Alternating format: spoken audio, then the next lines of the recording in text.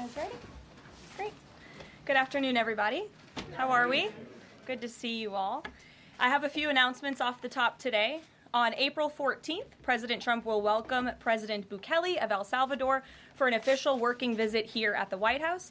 They will discuss El Salvador's partnership on using their Supermax prison for Tren de Aragua and MS-13 gang members, and how El Salvador's cooperation with the United States has become a model for others to work with this administration. On April 17th, President Trump will welcome Prime Minister Giorgia Meloni of Italy for an official working visit at the White House as well. The president's thoughts also remain with the families and communities experiencing devastating loss from the severe storms and flooding affected several states across the central U.S. President Trump approved emergency declarations for Arkansas, Kentucky, and Tennessee, allowing FEMA to provide federal assistance like equipment and resources to support state and local emergency response officials who are leading this response on the ground. Last night, the Supreme Court delivered a massive legal victory to the Trump administration and allowed us to continue removing foreign terrorist invaders under the Alien Enemies Act. This was a smackdown to a rogue left-wing, low-level district court judge who have relentlessly tried to stop President Trump from using his core constitutional powers as head of the executive branch and as commander-in-chief.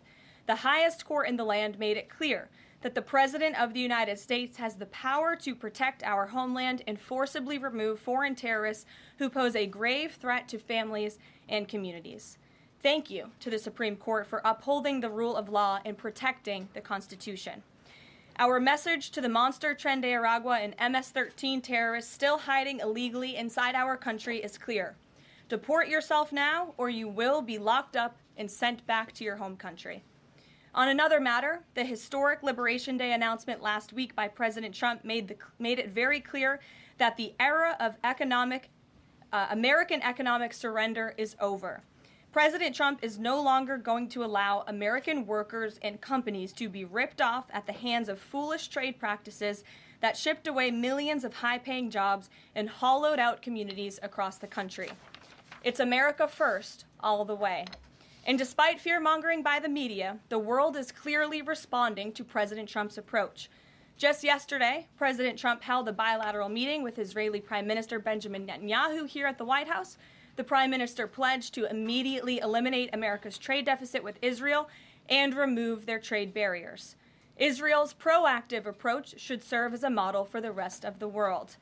Also yesterday, the President spoke with Japan's Prime Minister, who wants to negotiate as well. The President also spoke to the acting President of South Korea this morning. He has tasked Secretary Bessent and U.S. Trade Representative Jamieson Greer to lead these talks. In total, since the Liberation Day announcement, nearly 70 countries have already reached out to the President to begin a negotiation.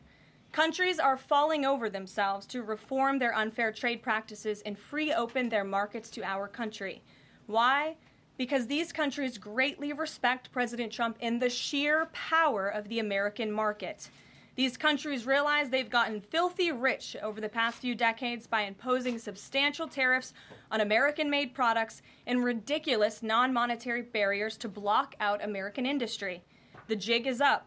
Past American presidents sat by and let this happen, but President Trump stood up for our country, and he is saying no more. The President's message has been simple and consistent from the beginning. To countries around the world, bring us your best offers, and he will listen. Deals will only be made if they benefit American workers and address our nation's crippling trade deficits. America does not need other countries as much as other countries need us, and President Trump knows this.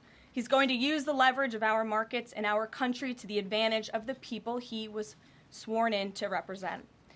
On the other hand, countries like China, who have chosen to retaliate and try to double down on their mistreatment of American workers, are making a mistake.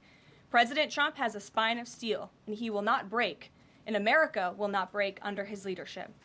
He is guided by a firm belief that America must be able to produce essential goods for our own people and export them to the rest of the world.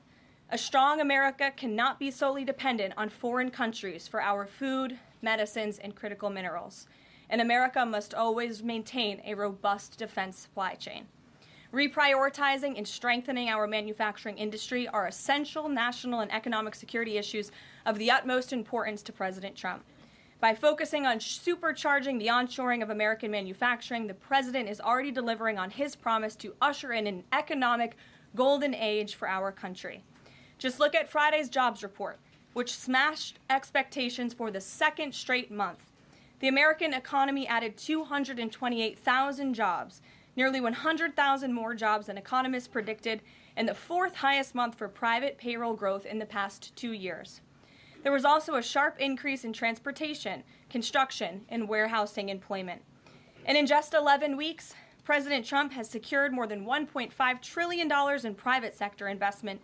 This is $500 billion more than Joe Biden secured in his entire term. This record-breaking private sector investment will create roughly 350,000 American jobs and counting. If you add up all of the investment pledges from foreign governments, President Trump has secured an incredible $5 trillion in total investments already. In the months ahead, President Trump's pro-growth economic agenda will be fully realized. The largest deregulatory effort in American history is underway. Unnecessary, burdensome, costly red tape is being eliminated by this entire federal government every day, driving down costs and massively boosting small businesses. So far, President Trump's deregulation effort has already saved Americans more than $180 billion, equivalent to $2,100 per family of 4. The president's drill baby drill energy agenda, which he will discuss later this evening in the East Room, is capitalizing on the abundance of natural resources under our feet to generate more affordable electricity, cheap gas, and quality new jobs. All of this will combine to end the Biden-imposed cost of living crisis that's absolutely crushed American families. Under President Trump, the American energy industry will lead the globe over the next century, delivering lower prices and significantly strengthening our country's economic position. At the president's direction, Republicans in Congress are working quickly to pass one big, beautiful bill, which will also include the largest tax cut in American history. As President Trump has said, the House must pass this budget resolution quickly.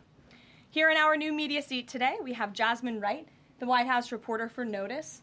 Notice is a nonprofit and nonpartisan news site which launched in early 2024.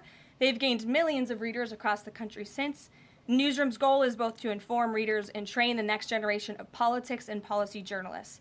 They also partner with state newsrooms and to give local communities more knowledge of what their representatives are doing in Washington, D.C. With that, please kick us off, Jasmine. Thanks so much, Karoline. A couple questions for you. The first one being, can you explain the White House's evolution from this is not a negotiation on tariffs to countries should pitch us and start negotiations on tariffs? As the president said yesterday, Jasmine, both things can be true at the same time. And it is a non-negotiable position that the United States has faced a national security and economic crisis because of the unfair trade practices by countries around the world. As for the president, I have maintained this position. The entire administration has always said that President Trump is willing to pick up the phone and talk. And the president met with his trade team this morning, and he directed them to have tailor-made trade deals with each and every country that calls up this administration to strike a deal and listen. And each and every one of these trade deals should be tailored and unique based on that country's markets, based on that country's exports, the imports here in the United States of America. What makes the most sense for the American worker and for our industry? The president is focused on putting America first. So was the evolution not factored in or determined by kind of the tumult in the stock market? Was that not a part of the consideration to start making these negotiations and deals? Again, I would reject that there was an evolution. On day one, we had said that the president will always pick up the phone for other nations and other companies that call this administration. The president always has a listening ear, and it's a non-negotiable fact that America has faced a national security and economic crisis for many decades, and President Trump is just the first to address this. And then my last question, how will negotiations change how much revenue the White House is planning to make from the tariffs? Well, that has yet to be seen, but as the president said, the reciprocal tariffs, which will continue to go in effect as these deals are negotiated and ongoing, will generate trillions of dollars in revenue to the United States. And this is twofold. The president wants to onshore jobs here to the United States of America. He wants to boost our manufacturing industry. He also wants to tackle these crippling deficits with almost every single country around the world. Jackie. Thanks, Karoline. The Treasury Secretary, Scott Bessent, warned that some of these negotiations might take up to months, that we could be doing this through April, May, and into June. And then you had Kevin Hassett say it's going to take a lot for the president to put his signature on the line because he wants to make sure there's a good deal for America. Is the president operating on any sort of a timeline or deadline where he wants this completed by? Well, we always move at Trump speed here at the White House, which is incredibly fast. I know you all know that from covering this White House day to day. The president likes to get things done, but he's very much focused on ensuring that these deals are good for the American worker, they are good for American manufacturing, and again, that they tackle these crippling deficits with these countries. All options are on the table for each country, but again, these are going to be tailor-made deals. They are not going to be off-the-rack deals, as the president has called it, and he has directed his entire trade team to be part of this effort. So that includes Secretary Bessent and our National Economic Director, Kevin Hassett. It also includes Secretary Lutnick, Peter Navarro, the entire trade team, Jamison Greer, who was on the Hill today. Everybody who was involved in this incredible, fair, reciprocal trade agenda will continue to be involved in negotiating these deals. And then yesterday, Goldman Sachs put out a research note. It put the odds of a recession at 45% within the next 12 months, up from 35%. But Peter Navarro guaranteed last night no recession. Does the president agree with him on that? I know that the president in the past has been leery of making definitive statements on that. I can speak for the president, and I can speak for the optimism that he sees in our economy every day. Again, when you talk about the massive deregulatory efforts that are happening across the board, when you talk about how oil prices are down, gas prices are down, egg prices are down, we're cutting costs for the American worker, for the American consumer. We also see trillions of dollars of investments pouring into this country every day, and we're working hard now on the tariff side of the president's economic agenda. But don't forget, the next side of this is tax cuts, and we're counting on Capitol Hill to get those done, the largest tax cuts in history. Does that mean that without those tax cuts coming through, that the likelihood of a recession is greater? No, that's not what I said. I'm just saying be mindful of the whole of government economic approach that this administration is taking every day. Sure. Go ahead. Thank you, Karoline. You just said that one of the reasons these tariffs are going into effect is that some countries have been ripping off the United States, but some of the tariffs target countries like Madagascar, Bangladesh, with very high levels of poverty. So can you explain how the president wants to correct the deficit with those countries? Is there a plan, for example, to onshore the textile industry that these countries are known because, and, you know, just like, can you be specific about those like low income? Sure.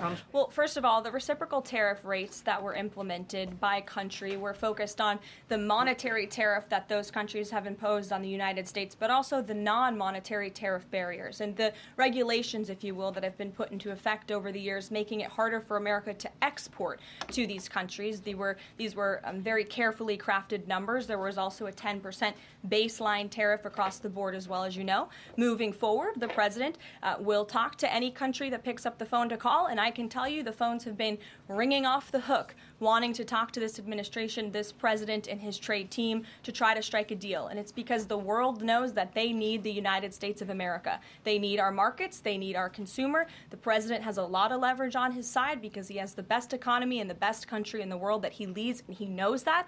And it's about dang time we finally have a president who uses that economic leverage to benefit American workers. And that's what the president is trying to do. Maggie. Karoline, thanks. Does the president endorse something that Howard Lutnick said on television this weekend, which was that the army of millions and millions of human beings screwing in little screws to make iPhones, that kind of thing is going to be moving to the U.S.? Is that how the president envisions manufacturing shifting? And if so, how long would that take, roughly? The president wants to increase manufacturing jobs here in the United States of America, but he's also looking at advanced technologies. He's also looking at AI and emerging fields that are growing around the world that the United States needs to be a leader in as well. So there's an array of diverse jobs, more traditional manufacturing jobs, as you discussed, but also jobs in advanced technologies. The president is looking at all of those. He wants them to come back home. But iPhones specifically, is that something that he thinks is the kind of technology that can move to the U.S.? Absolutely. He believes we have the labor, we have the workforce, we have the resources to do it. And as you know, Apple has invested $500 billion here in the United States. So if Apple didn't think the United States could do it, they probably wouldn't have put up that big chunk of change. Elena. Hi, Caroline. It's clear the president has gotten the world's attention with these tariffs. Is he considering at all potentially holding off on imposing some of them before the deadline, or maybe later reversing them because he's having these negotiations and having these good talks with other leaders? The president was asked and answered this yesterday. He said he's not considering an extension or a delay. I spoke to him before this briefing. That was not his mindset. He expects that these tariffs are going to go into effect. And you said something very important, Elena, in your question.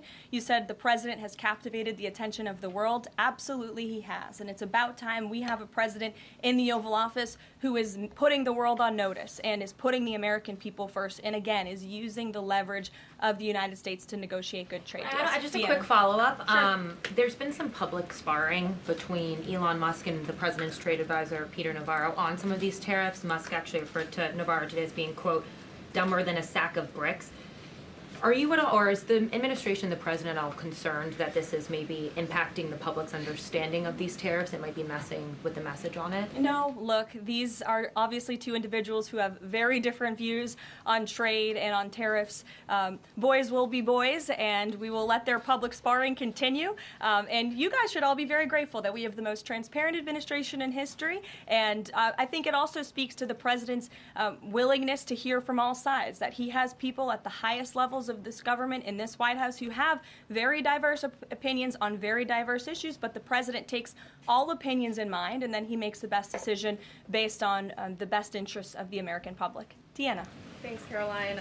On Truth Social today, Trump was talking about one-stop shopping talks with foreign leaders, bringing leaders to the U.S., to Washington, and talking to them about tariffs, but also other topics.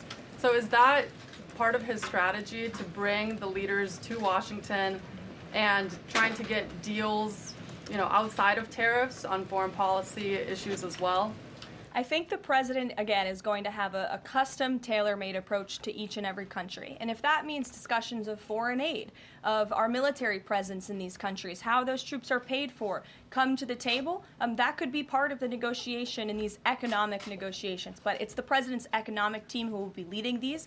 These are tariff and trade negotiations. And yes, they will be one-stop shopping for each and every country. They will be, as the president said again, tailor-made, not off the rack to each and every country based on America's needs. And can you confirm? How are you? Thank you so Good. much, Kara from Lynn's LTV. So President Trump has designated Tren de Aragua as a foreign terrorist organization and deported its members while also moving to restrict Venezuela's oil exports. Is the administration preparing additional military or economic actions against Venezuela and the Maduro regime? And my second question is about Supreme Court Justice Amy Coney Barrett. Is the administration have a comment on her decision to go with the liberals and go actually with the Tren de Araguas?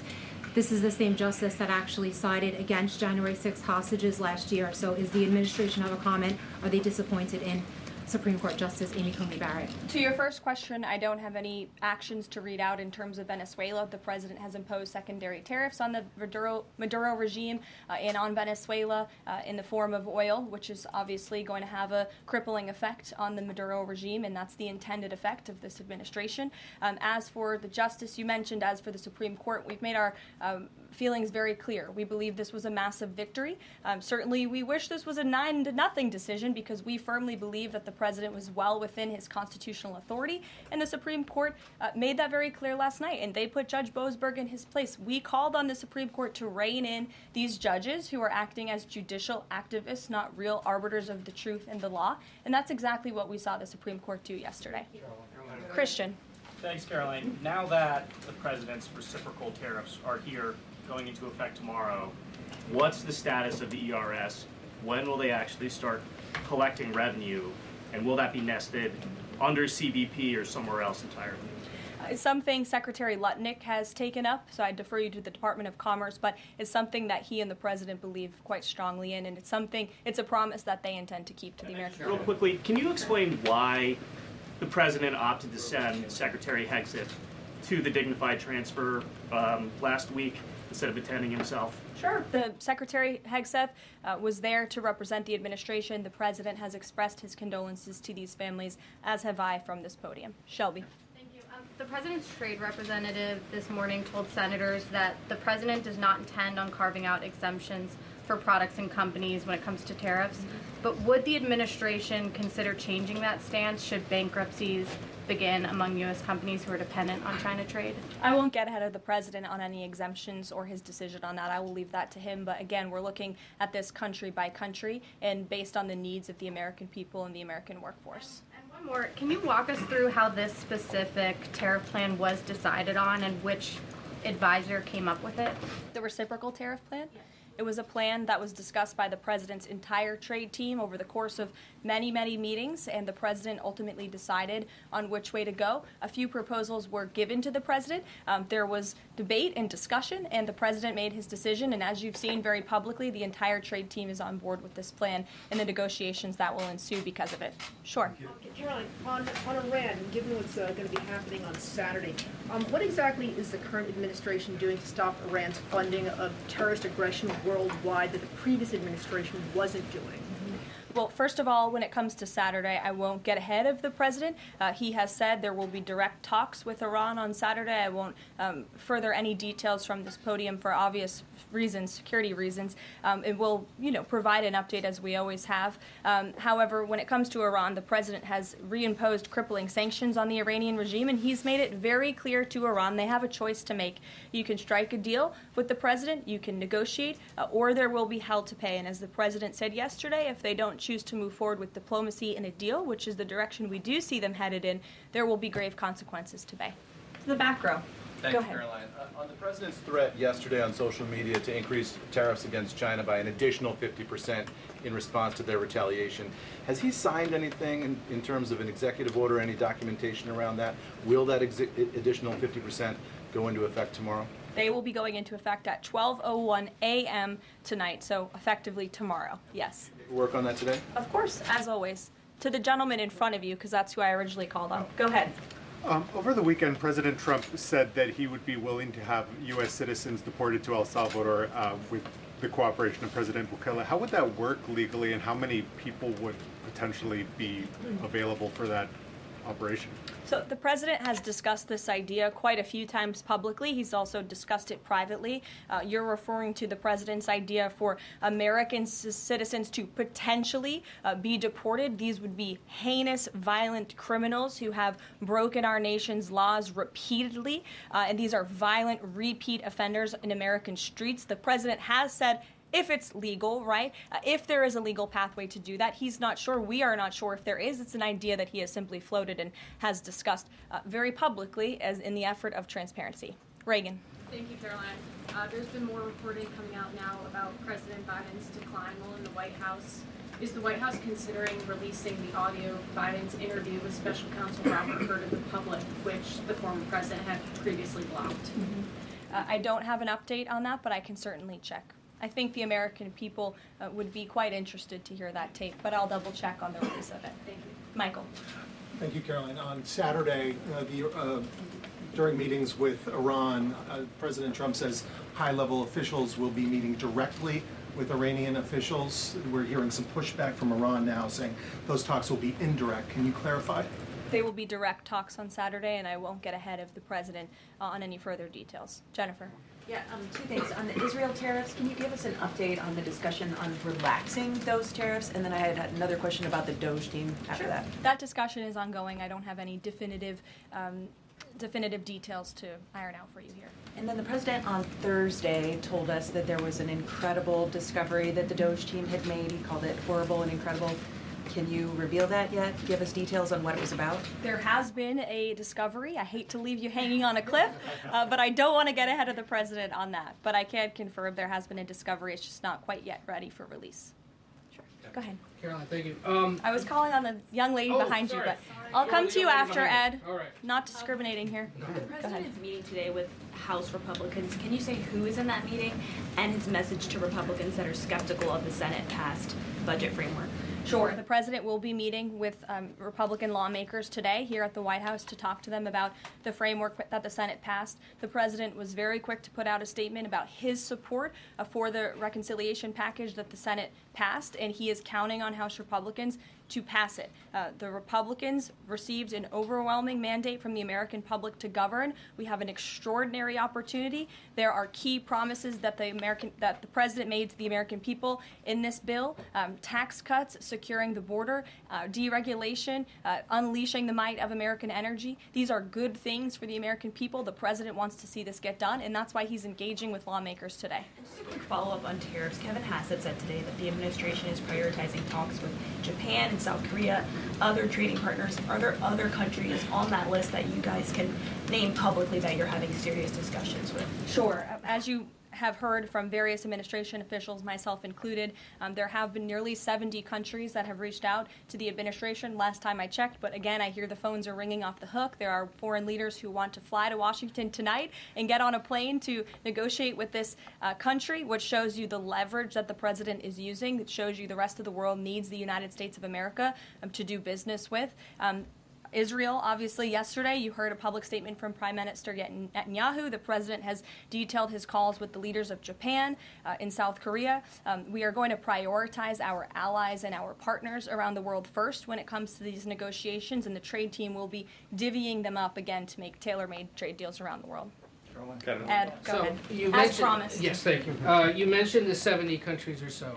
I'm curious, though, under what conditions at this point would President Trump talk to President Xi about tariffs? Well, look, I just spoke to the president about this, and he believes that China wants to make a deal with the United States. He believes China has to make a deal with the United States. It was a mistake for China to retaliate. The president, when America is punched, he punches back harder. That's why there will be 104% tariffs going into effect on China tonight at midnight. But the president believes that Xi and China want to make a deal. They just don't know how to get that started. And the president also wanted me to tell all of you that if China reaches out to make a deal, he'll be incredibly gracious, but he's going to do what's best for the American people. So China has to call first? The Chinese want to make a deal. They just don't know how to do it. But the president will be implementing these 104% tariffs on China tonight. And under what conditions might he consider lowering tariffs on China at this point? It would be imprudent of me to tell you those conditions here from the podium. Sure, Gabe. Thanks, Caroline. With regards to the Supreme Court ruling on the Alien Enemies Act, you're right, it was a win for the administration, but the justices also said that deportees are entitled to due process. Does the administration agree with that? That's not quite true, Gabe. They said that they are entitled to a habeas petition, and we are going to continue to comply with the law, and we are wholly confident that every single person that has been deported under the Alien Enemies Act, every person that will continue to be deported under the Alien Enemies Act qualifies for that deportation. NBC News is reporting that the administration is considering drone strikes on drug cartels in Mexico. We're citing several officials. This morning, Mexico's president was asked about that, and she said that we reject any of those actions. Your response? I saw that reporting. I don't want to confirm it from this podium. I don't want to comment on it because I'm not sure, but I would defer you to the National Security Council. So you haven't confirmed the report, but with Mexico's president saying that she rejects any of that, what would your response be? How is the relationship then between Mexico's president and the White House right now over targeting drug cartels? Well, first of all, the relationship between President Sheinbaum and President Trump is quite good, and I think both world leaders would tell you that. The president has been engaged directly with President Sheinbaum on a number of different topics, particularly when it comes to clamping down on the Mexican drug cartels, on clamping down on illegal immigration, human trafficking, drug trafficking through our southern border. She's taken significant steps towards doing that, but as for that specific report, again, I'm not going to comment. Caroline, Sure. Two questions on trade. First, as a part of these negotiations, is it possible for countries to lower their tariffs below that 10% a bare minimum that's been set? Again, I'll leave that to the president to make those determinations, but I can tell you that 10% universal baseline will go into effect as these negotiations are ongoing. Got it. And then what is your thinking just as far as low labor cost countries? Like if you've got a country like Vietnam that wants to negotiate, but obviously they have some advantages in terms of trade, in terms of the people there are not paid as much as American citizens. What is kind of the thinking? Can they still achieve a good kind of trade outcome with the United States? Well, again, again, you're right to point out that different countries have different labor markets. They have different skills, if you will, different resources, and the president is going to take all of that into account. His team will take all of that into account when they're negotiating these deals. I do just want to point out one thing, that the president, everybody in Washington, whether they want to admit it or not, knows that this president is right when it comes to tariffs and when it comes to trade. In fact, Democrats have long said that the United States of America has been ripped off by the countries around the world. They just don't want to admit it now because it's President Trump who is saying that. In June of 1996, Nancy Pelosi spoke on the House floor. She urged her colleagues at the time to fight against the status quo trade policies that had contributed to America's trade deficit with China. In fact, Nancy Pelosi said, "How far does China have to go? How much more repression? How big a trade deficit? How many jobs have to be lost for the American workers? How much dangerous proliferation has to exist before members of this House of Representatives will say, 'I will not endorse the status quo'?" Those are the words of Nancy Pelosi in 1996. Well, President Trump is finally answering her call 27 years later. Nancy Pelosi can thank President Trump today for the 104% retaliatory tariff that will be going into effect on China. In 2007, Chuck Schumer spoke of our nation's crippling trade deficit, saying these are the kinds of records the American people don't want us to be breaking. The administration needs to move beyond words, take action now to reverse a trend that threatens our prospects for future economic growth.